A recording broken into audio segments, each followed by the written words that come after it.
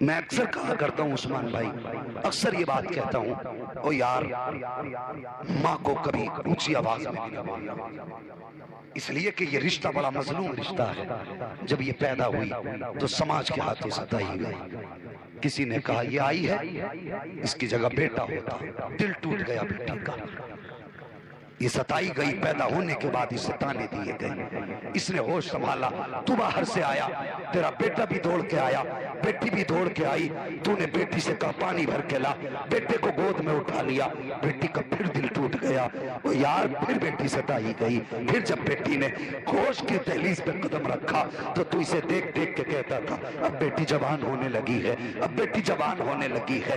تب بیٹی کا دل ٹوٹ گیا، سوچتی تھی شاید باپ پہ بوجھ بن گئی۔ جب باپ نے شادی میں تاخیر کی تو سماج کہنے لگا کہ ہاتھی پال رہا ہے گھر میں، اس کی شادی کیوں نہیں کرتا، بیل پال رکھا ہے۔ بیٹی پھر ستائی گئی، اور جب یہ باپ کے گھر سے رخصت ہوئی ہے تو جہیز کے نام پہ نوچی گئی، کیش کے نام پہ لوٹا گیا، پیسے کے نام پہ بے آبرو کیا گیا۔ جب یہ سسرال پہنچی ہے تو کبھی بہو کے رشتے میں ستائی گئی، کبھی بیوی کے رشتے میں ستائی گئی، کبھی نندوں نے ستایا ہے، کبھی ساس نے ستایا ہے، کبھی تیوروں نے گالیاں بکی ہیں، یہ کہاں کہاں نہ ستائی گئی۔ اتنے ظلموں کے بعد جب گود میں تو آیا تھا، ماں کے سارے غم دھل گئے تھے، اس نے سوچا تھا اب پیار دینے والا آ گیا ہے، سینے سے لگانے والا بیٹا آ گیا ہے، اور تجھے پالتی رہی، یہ سوچ کے پالتی رہی جب تو جوان ہوگا تو میرے غموں کا علاج کرے گا، جب تو جوان ہوگا میرا سہارا بنے گا۔ اور ظالم تو جوان ہوا، تجھ سے پیار کی امید تھی ماں کو، لیکن تو نے بھی کہہ دیا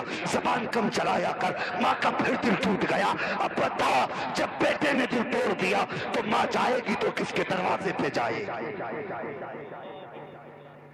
اب بتا مجھے یہ کس سے امید باندھے گی؟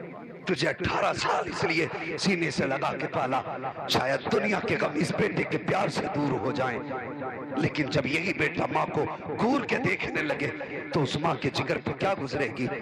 کیا وہ سوچے، اس کے دل میں خیال نہیں آتا ہوگا کیا میرے لگتے جگر سماج کے تانے کم تھے جو تو نے تانے دینے شروع کر دیے؟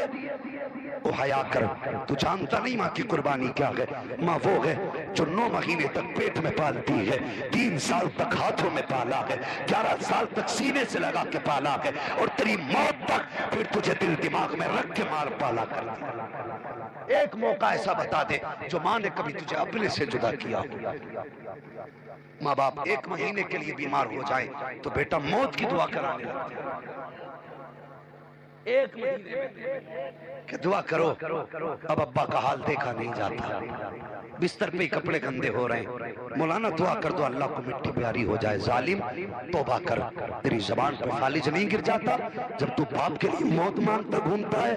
خدا کی قسم اگر تیرے بارے میں کسی نے کہہ دیا تھا کہ یہ بچے گا نہیں تو کبھی باپ نے یہ نہیں کہا تھا ڈاکٹر زہر کا انجیکشن لگا دے، بد دعا کر دو یہ مجھ سے اٹھ نہیں رہا ہے۔ وہ یار میں نے ایسی مائیں دیکھی ہیں جو اپاہج بیٹوں کو پوری زندگی پالا کرتی ہیں، وہ یار بیٹے 40 سال کے بھی ہوتے ہیں، ہاتھ نہیں ہوتے، پوری زندگی مائیں اپنے ہاتھ سے روٹی پکا کر کے کھلایا کرتی ہیں۔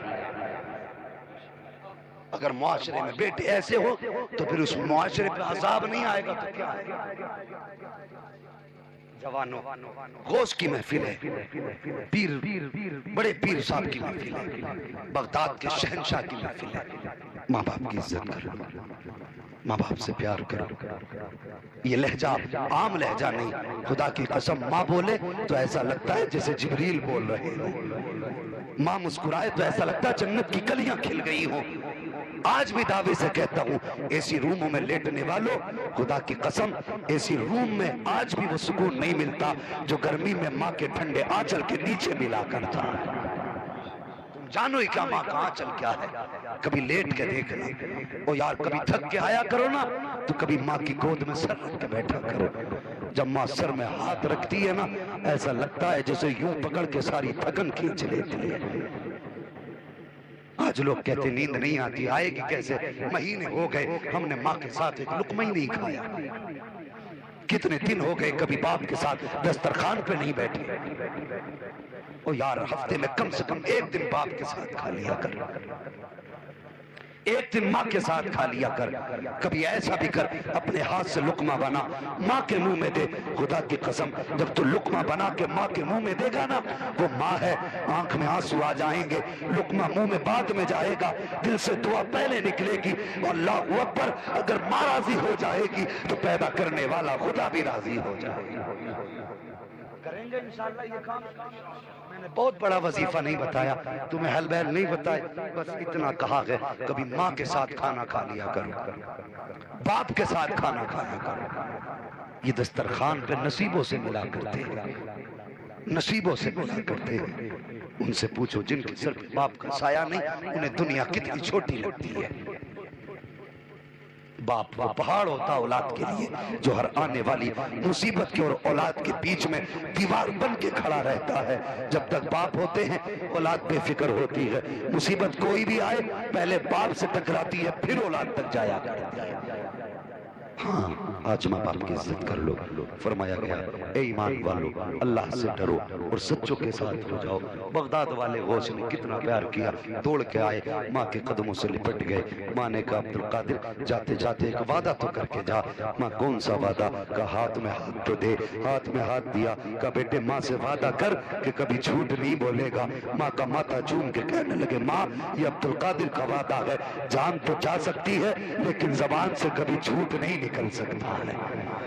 یہ ماں سے وعدہ کیا، سفر ہوا، جانتے ہو چوروں نے پکڑ لیا، سب کو لوٹ لیا۔ آخرکار آپ سے پوچھا کچھ ہے؟ کہنے لگے ہاں۔ کہا کیا ہے؟ کہا 40 اشرفیاں۔ کہا چل چل جھوٹ بول رہا ہوگا، چھوڑ کے چلے گئے۔ سب کا سامان اکٹھا کیا۔ سردار نے کہا کوئی رہ تو نہیں گیا؟ ایک کہنے لگا ایک بچہ رہ گیا ہے۔ کہا کیوں اسے کیوں چھوڑا؟ کہا وہ کہہ تو رہا ہے 40 اشرفیاں ہیں لیکن لگتا نہیں اتنے چھوٹے بچے پہ 40 اشرفیاں کہاں سے ہوں گی؟ کہا بلا کے لاؤ۔ وہ سے پاک کو بلایا گیا۔ کہا بیٹے تمہارے پاس 40 اشرفیاں ہیں؟ کہا ہاں۔ کہا کہاں ہے؟ کہا صدری میں۔ کہا کھول کے دکھاؤ۔ جیسی آپ نے سلائی کھولی صدری الٹی کی، 40 اشرفیاں گری۔ سردار کہنے لگا ڈاکوؤں کا، کہا بیٹے اگر چاہتے تو تم ان کو بچا کے بھی لے جا سکتے تھے، تم نے جھوٹ کیوں نہیں بولا؟ آنکھ میں آنسو آئے غوث پاک کے، کہنے لگے جھوٹ کیسے بول دیتا؟ ماں کے ہاتھ میں ہاتھ دے کے وعدہ کر کے آیا تھا، اگر جھوٹ بول دیتا تو ماں کا کیسے سامنا کر پاتا؟